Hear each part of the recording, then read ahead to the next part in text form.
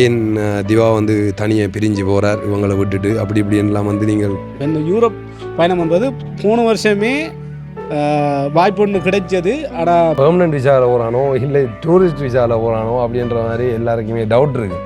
கூட இருந்தது இப்போ விட்டுட்டு போகிறான்னு நினைக்க கவலையாக இருக்கு.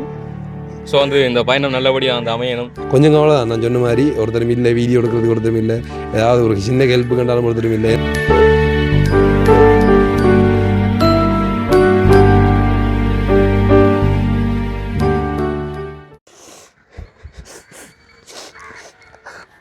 இவ்வளோ நான் கூட இருந்தது இப்போ விட்டுட்டு போகிறான்னு நினைக்க கவலையாக இருக்கு. என்ன கராடி கத்துறாரு காதுக்குள்ளே. இது உண்மையாக இந்த எனக்கு தெரிஞ்ச இந்த வீடியோ ஒன் பண்ணுங்க என்றவரை தான் இந்த ஆக்ஷன் எல்லாம் வந்து நடக்குது. ஆனால் மூதை போய் தொலைதுன்றதுக்காக சத்தமாக எவ்வளோ உள்ளுக்குங்க வெளியால் அந்த பேஜை இப்படி வச்சுக்கொண்டு என்னவா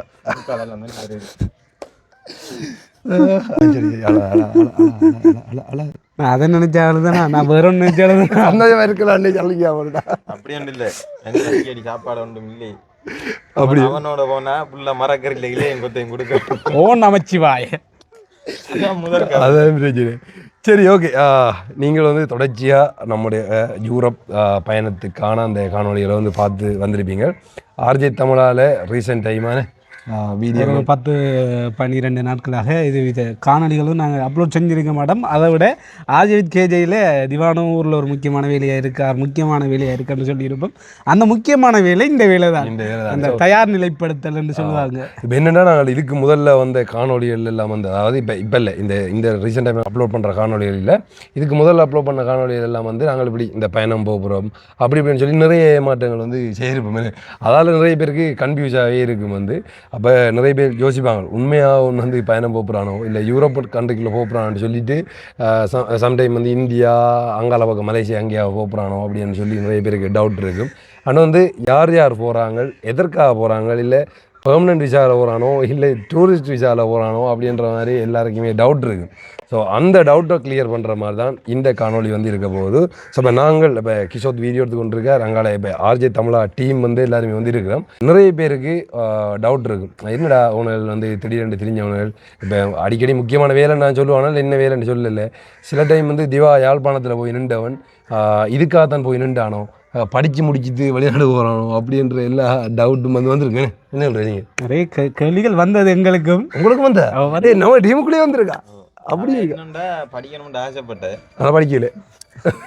ஒரு இங்கிலீஷ் எத்தனை மாதிரி முடி போனேன் அதெல்லாம் நம்ம கதைக்க கூடாது. ஓமல் டிஸ்கஸ் மட்டும் தான் பண்ணுவேன். போகிறேன் ஜிம்மு போகிறேன் டிஸ்கஸ் பண்ணுறேன். ஆனால் கேட்டில் நிற்கிற வார அந்த கட்ட வழக்கம் எல்லாம் எங்களுக்கு இல்லை. சரி, அப்போ உண்மையாக இந்த பயணம் கொஞ்சம் என்னென்னு சொல்லி பார்த்தீங்கன்னா, நான் இதுவரைக்கும் தனியாக ட்ராவல் பண்ண இல்லை. இந்த யூடியூப் ஆரம்பித்த காலத்தில் இருந்தோ இல்லை அதுக்கு முதலும் வந்து நம்மளை சுற்றி ஒரு கேங் இருக்கும், ஒரு நண்பர்கள் கூட்டம் வந்து இருக்கும்.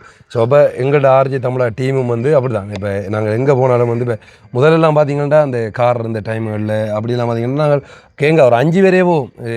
வருமானம் வரலாட்டியும் பிரச்சனை இல்லை, அந்த 5 பேருக்கு செலவு பண்ணுறதுக்காண்டியும் எதுக்கு போகிறோன்னு அவனுக்கும் தெரியும், என்னத்துக்கு போகிறோன்னு அவனுக்கும் தெரியும். ஆனால் போவோம், ஆனால் எல்லாருமே வந்து போவோம். ஆனால் உண்மையாக அது ஒரு என்ஜாயான வாழ்க்கை தான். அப்படி இருந்தது பயணம். இப்போ கூட இப்போ 2 ஜனன்றால் வந்து பிரசாந்தும் பிறலான ஒரு பக்கம் போவாங்க, இல்லாட்டி நானும் பிரசாந்த் ஒரு பக்கம் போவோம், கிஷோத்தும் பிறலான ஒரு பக்கம் போவாங்களா, அப்படியே வந்து போவோம். இப்போ இவரும் வந்து இவனான தான் இப்போ ரீசெண்ட் டைமாக யாழ்ப்பாணத்துக்கு போனாங்க. அதுக்கு பிறகு வந்து ஆள் எங்கே வந்துடாம போனோட வருக வருக வரவேற்கிறோம். எப்படி ஒரு கடமையில் இருந்து வரான். அதாவது என்னடா டைம் போயிருமன்றதுக்காக இந்த கதிரை எவ்வளோ வெயிட்டு தாங்கும், அதுதாங்க நீங்க அப்படின்னா பிரச்சனை இல்லை. வாரண்டி இருந்தா ஓகே, பிரச்சனை இல்லை. அப்படியே வந்தவரை இன்னொரு கதிரை அதில் எடுத்து வந்து சரி அடுப்பான் வீடியோ ஷூட் முடிச்சு வந்திருக்கார். இருங்க பிரச்சனை இல்லை. அப்போ நானும் டசாலியும் போய் நாங்கள் நேரத்தில் நாங்கள் நின்றுறாங்க. இப்போ டசாலிக்கு வந்து இந்த ஸ்டூடியோ வேலைகள் கொஞ்சம் இருக்கிறதால வந்து அவரை அதில் விட்டுக்கார். வந்து என்ன ஸ்டூடியோ உங்களோட ஸ்டூடியோட ஒரு பேர் இருக்கா சொல்லி அறிமுகப்படுத்தினதில்ல. ஷார்ப் விஷுவல் இப்போ தான் தொடங்கியிருக்கோம். Sharp visual. ஆனால் டேய் அந்த ஃபோட்டோ கொஞ்சம் நல்லா இருக்குது. அதில் நான் நட்பு பண்ணுறாங்க வந்து பாருங்க. இது என்ன கடைசி ப்ரோமோட்டாக இருக்கட்டும், நண்பன் ப்ரோமோட் பண்ணிட்டு இருக்கோம். நைட் ஃபோட்டோகிராஃபியா எப்படி ப்ரோபோசல் அடுத்து மாத்தியா இங்கே வாவ் எடி யாரை பார்த்துடா வாங்குறா இல்ல இந்த எடிட்டிங்க பாத்துடா நாங்க ஏல போட்டாலே கலரிங் பண்ணி தருது நல்லா அதை வேய் வந்து இப்போ எல்லா தொழிலும் உடைக்குது ஏ பத்தி நீங்க அதைக்க கூடாது. அதை தான் நான் தான் கதைக்கணும் கலரிங் மட்டும் பண்ணும் ஆனா இதுல அடிக்க ஆள் அவனா அடிக்காது அவ்வளோ இருக்கா மூம்பறையாக இருக்குது அது எங்களுக்கு நிறைய டவுட் வந்துருக்கும். சரி அப்போ அவர் ஸ்டூடியோ வேலையால் வந்து இவர் வந்து ஆள் அங்கே நிற்கிற இப்போ நாங்கள் தான் வந்து எல்லாருமே மாறி மாறி வந்து நின்றுறாங்க.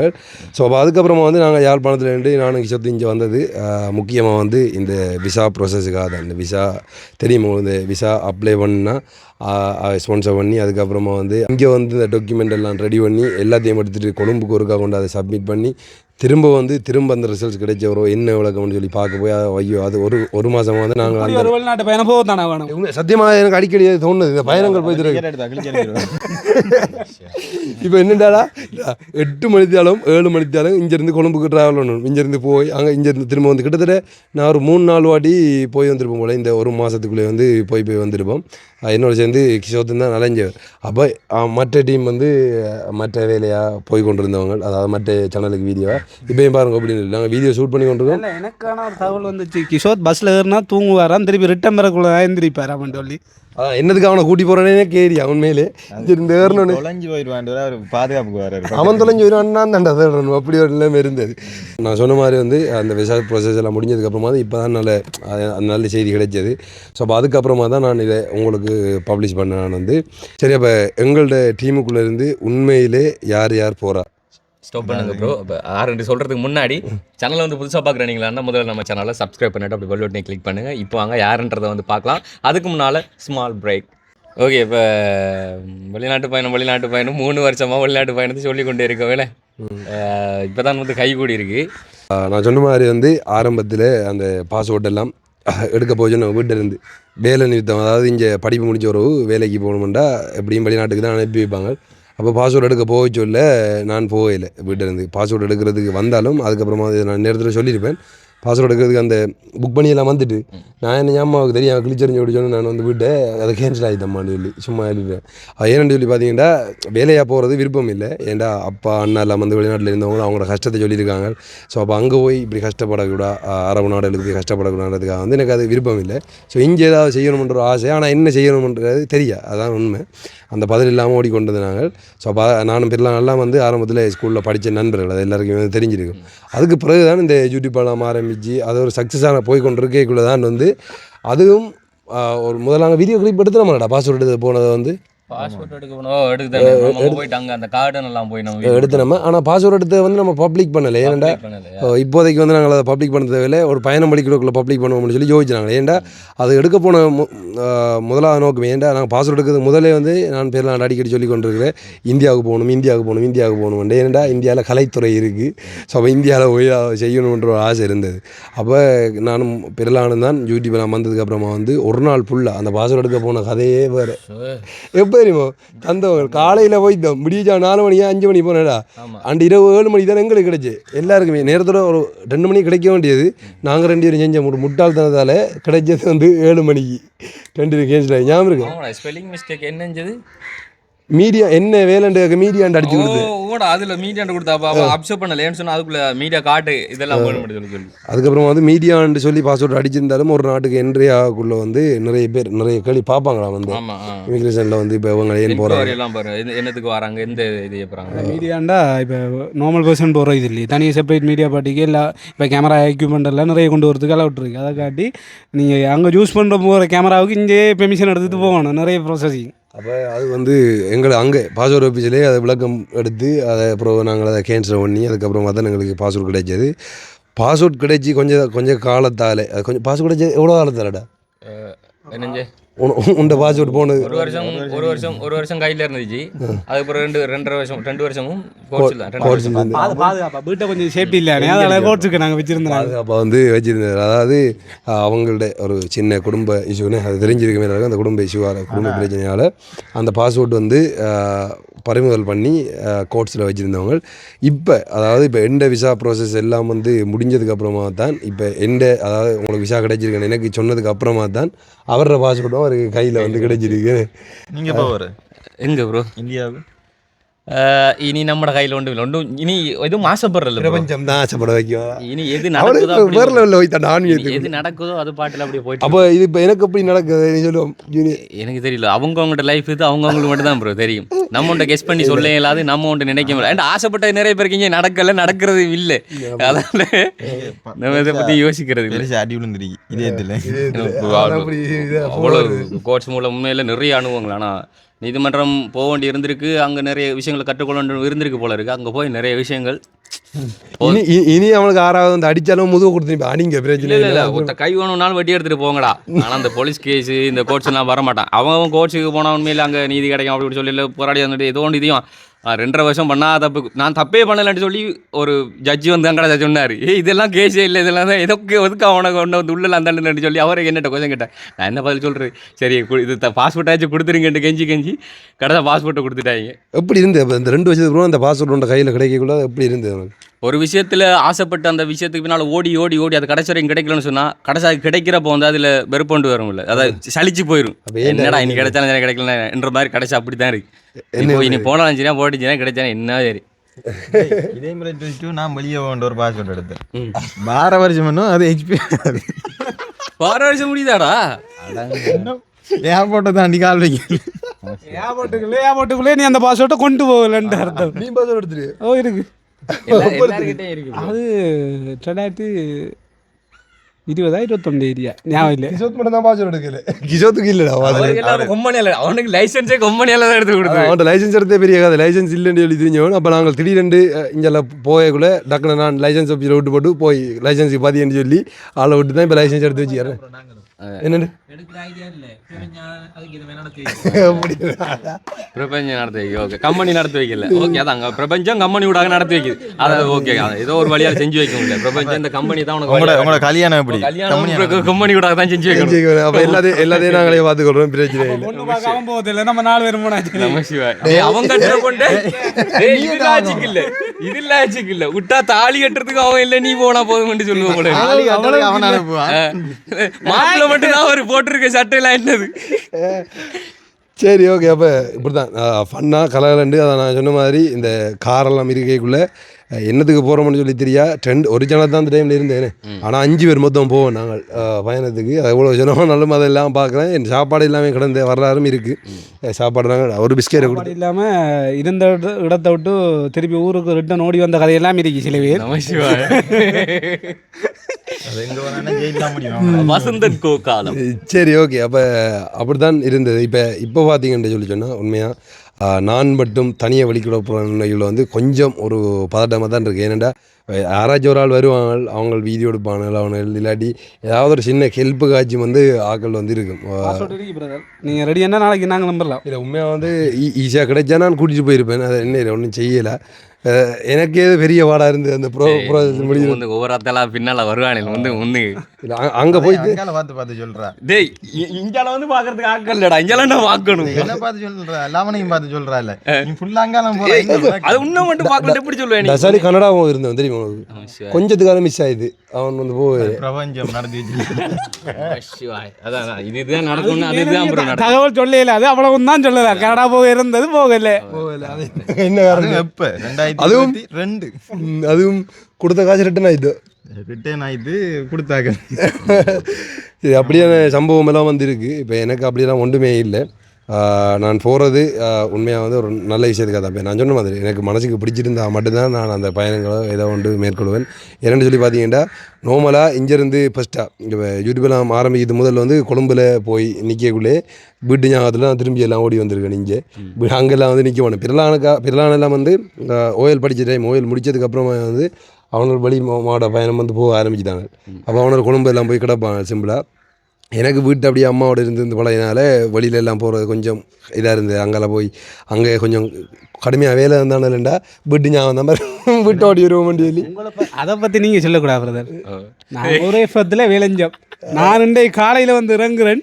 நைட்டுக்கு ஒருத்தன் சொல்கிறான், டே என்னண்டா வீட்டை இந்த சாமான் கொஞ்சம் பெறணும், வந்தோடனே நான் கோல் அடி நான் பெறுவேன் போனவன் ஒப்பிஷ விட்டு நாங்கள் காலியாகி வந்துட்டோம். அவன் ஏனண்டு கோல் எடுத்து கேட்கல. மனசுக்கு பிடிக்காதுன்னா நான் நிற்க மாட்டேன், டக்குன்னு ஓடி வந்துடுவேன். அது சரியில்லை, ஏன்னா பிடிச்ச வேலை செய்யணும்ண்டு. அதுக்கப்புறம் இந்த சேனல் எல்லாம் ஆரம்பித்ததுக்கு அப்புறம் வந்து செல்வா நிறைய இடங்களில் ட்ராவல் பண்ணியிருக்கோம், நிறைய காலம் இருந்திருக்கோம். அதை ஏன்டா நம்மள்ட ஒரு இது அங்கே கட்டுப்படுத்துறதுக்கு ஒருத்தரும் இல்லை அப்படின்ற மாதிரி இருந்திருக்கும். அதுக்கு கட்டா காலியமாக தெரியல, நல்லா தெரிஞ்சாங்க. அப்போ நார்மலாக பிரச்சனை இல்லை, நம்மளோட சேனல் நம்மளோட வேலைன்றதால் வந்து போய் நிற்கிறதுக்கு விருப்பம் வரும். ஸோ அப்படி ஒரு பயணம் தானு சொல்லி இதையும் நீங்கள் நினச்சிக்கொள்ளுங்க. இதுக்கப்புறமா அங்கே போய் வெளிநாட்டில் வந்து வெளிநாட்டு லைஃப் நம்ம எப்படி இருக்குது, நம்மளோட கண்ணோட்டத்தில் அந்த அந்த வாழ்க்கை முறை எப்படி இருக்குன்றதை வந்து நான் வடிவா அழகாக உங்களுக்கு வந்து அந்த வீடியோ உங்களுடைய கண்ணோட்டத்தில் என்னுடைய நீங்கள் சொல்லும்போது சாரண மக்கள்ற நான் என்ன போல் சாரண மக்கள்ற கண்ணில் அது அப்படி தெரியுதுன்றதை நான் காட்ட போகிறேன் உங்களுக்கு. இதில் கண்ணாடியை போட்டு ஒருக்கா பாருங்க அப்படி தெரியுதுன்னு, கலட்டி போட்டு ஒருக்கா பாருங்க அப்படி தெரியுதுன்னு. அடுத்தது இந்த வீடியோ க்ரியேட் பண்ணதுக்கு முக்கியமான ரீசன், இப்போ நிறைய பேர் நிறைய விதமாக முன்னாடியே கழிச்சு கொண்டிருக்காங்க. என்னது ஆர்ஜே தமிழா, என்ன திவா நடத்துகிறானா, ஆர்ஜே வித் கேஜே பிரலா நடத்துகிறா, என்ன டேஸில் கேட்டிருக்காங்க. என்ன தம்பி திவா பிரலா சண்டையா, என்ன தனியாக வீடியோ போடுறீங்க, கிஷோர் திவாவோட நீங்கள் நிற்கிறல, பிரலான நிற்கில், திவாவோட கிஷோர் மட்டும்தான் நிற்க, என்ன பிரச்சனை அப்படின்னு நான் கேட்டாங்க. நான் தெரிஞ்ச க்ளோஸ் அவங்க அப்படி கேட்டாங்க. அப்போ விளக்கம் இதான் விஷயம். இப்போ ஆர்ஜே தமிழாக ஹெல்பிங்காக வேண்டி ஸ்டார்ட் பண்ணேன். சரி, அதுக்கண்டு இல்லை, எல்லாத்துக்கும் பொதுவாக ஸ்டார்ட் பண்ணால் அது ஹெல்பிங் கேட்டகரியில் போனதால் அதே வீடியோஸ் போடக்கு அந்த சேனலை குழப்பக்கூடாது க்ரியேட் பண்ணதான் ஆர்ஜே வித் கேஜே. அப்போ எல்லாம் இப்போ ஹெல்பிங் எல்லாம் நித்தாட்டினதுக்கு பிறகு இப்போ 2 சேனலும் க்ரியேட் பண்ணியாச்சு. 2 எங்களோட வீடு, 2 வீட்டுக்கும் பார்க்க வேண்டியது எங்களோட கடமை. அப்போ மாறி மாறி வீடியோ போட்டு கொண்டு வந்தது அதுக்காக வேண்டி தான். அடுத்த முக்கியமான விஷயம், இந்த யூரோப் பயணம் பண்ணுறது போன வருஷமே வாய்ப்பு ஒன்று கிடைச்சது. ஆனால் பிர்லாண்ட பாஸ்போர்ட் கோர்ட்ஸில் இருந்த விஷயமா அது ஒன்றுமே நான் அந்த ப்ரோசஸிங் ஒன்றும் செய்யலை, அதை கேன்சல் பண்ணது. அதாவது இப்போ என்னென்னா கிட்டத்தட்ட எனக்கு தெரிஞ்சுட்டு 2024 கடைசியில் வந்து இந்த யூரோப் பயணத்துக்கான அது வந்து கிடைச்சிருந்தது. அப்போ நான் சொல்லியிருந்தேன், நான் வந்து தெளிவாக என்னென்னு சொல்லி பார்த்தீங்கன்னா, இப்போ ஏன்டா நானும் பிர்லாண்டு தான் முதல்ல போய் பாஸ்போர்ட் எடுத்துகிட்டு வந்து நாங்கள்.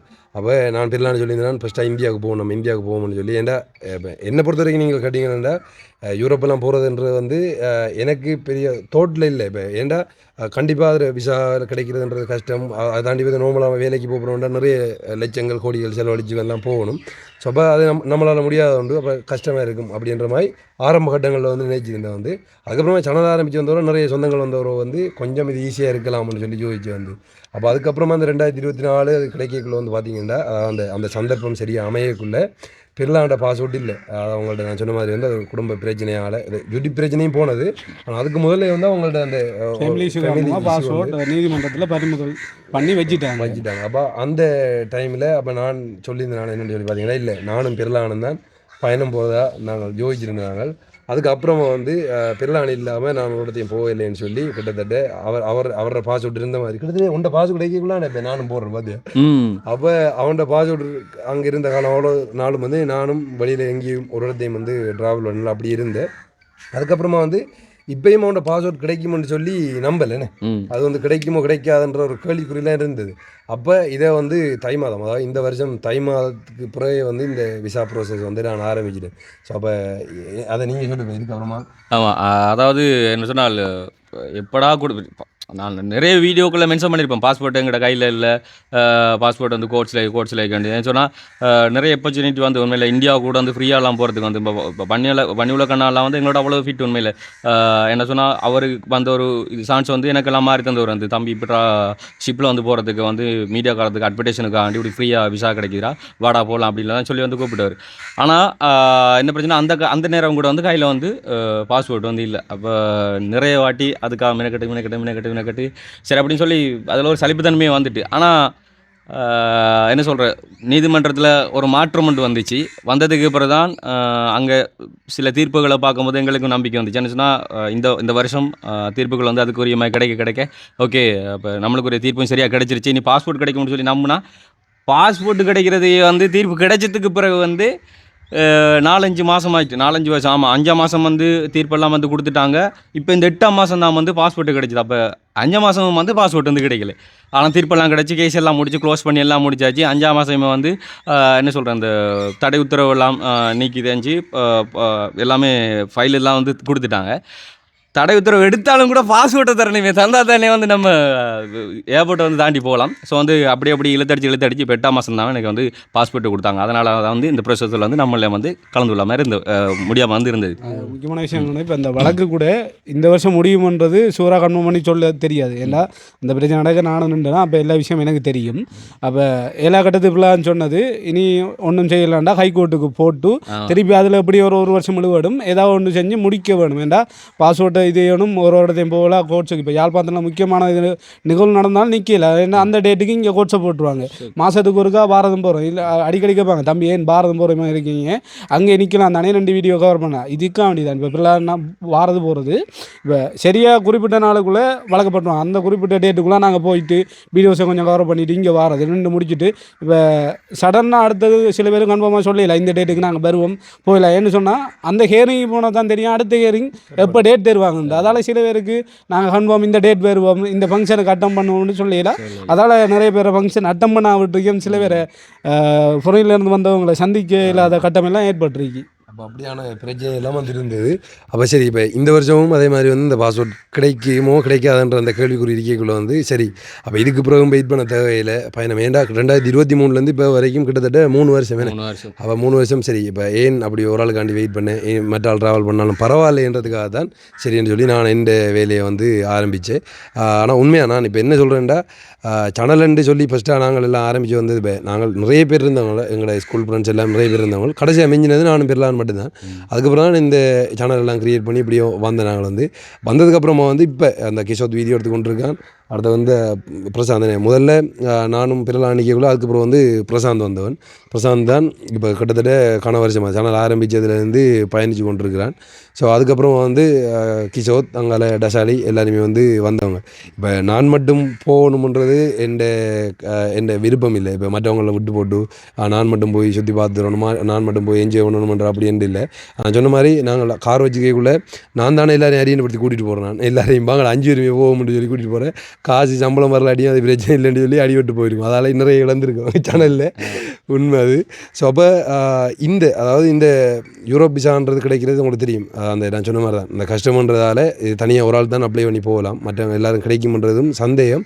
எனக்கு கிடைக்கும்ன்றதே சந்தேகம். சும்மா அப்ளை பண்ணி பார்த்தது ஆனால் கிடைச்சிட்டு அது உண்மையாக சொல்லிக்கொள்ளணும்.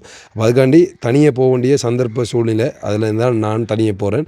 கொஞ்சம் கவலை தான். நான் சொன்ன மாதிரி ஒருத்தரும் இல்லை வீடியோ எடுக்கிறதுக்கு ஒருத்தரும் இல்லை ஏதாவது ஒரு சின்ன ஹெல்ப்பு கண்டாலும் ஒருத்தரும் இல்லை. ஏன்னா இங்கே யாழ்ப்பாணத்தில் போய் நின்றாலே முக்கால்வாசி வந்து அரைவாசி ஹெல்ப் பண்ணி தர அவனுக்கு தான் வீட்டாங்களே சொல்லுவாங்க இதே அவனுக்கு இல்லைன்னா நீ இயங்க மாட்டான்னு சொல்லி.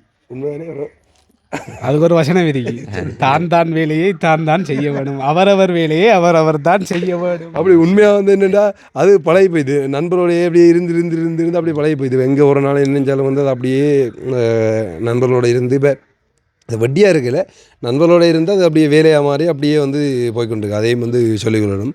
சரி நான் உண்மையாக நான் ஆசைப்பட்டிருந்தது என்னென்னு சொல்லி பார்த்தீங்கன்னா இந்தியா போகணும். அது நானும் பெறலானும் ஃபஸ்ட்டாக போகணும். நான் முதல்ல கேட்குறாங்க எல்லாருக்கும் தெரிஞ்சிருக்கு. முதல்ல நாங்கள் அதை தான் சொல்கிறேன். நான் அடிக்கடி நானும் பெறலானும் இந்தியா வலிக்கணும்னு சொல்லி சந்தர்ப்ப சூழ்நிலை பெறலான்னு சொல்கிற மாதிரி வந்து பிரபஞ்சம் வந்து யூரோப்புக்கு அனுப்பி வைக்கிது அப்படின்னு ஒரு சில வாய்ப்பு கிடைக்கும் போது அதை ட்ரை பண்ணி பார்க்குறதுல ஒரு தப்பு இல்லை.